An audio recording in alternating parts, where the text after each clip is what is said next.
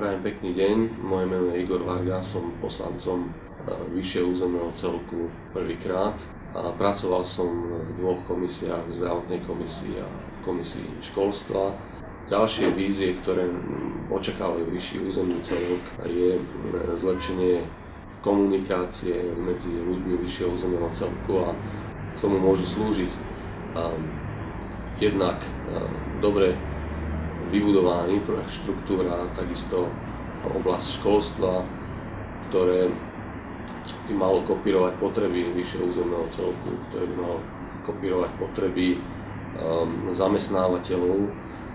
A v tejto oblasti si myslím, že budeme pokračovať v tých úspešných projektoch, ako je Sokrates, ako je operačný program Leonardo a ako je operačný program ľudské zdroje a budovanie infraštruktúry.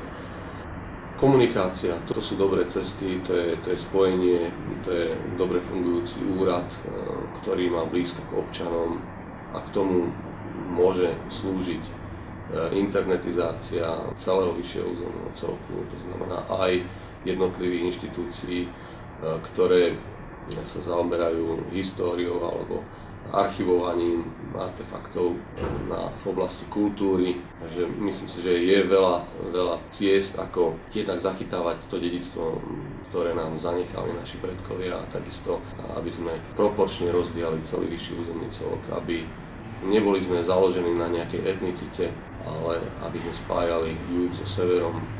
Ja vidím cieľ, aby ten občiansky princíp, s ktorým aj prichádza Veľká slovenská koalícia, fungoval ďalej, aby sme sa nedelili.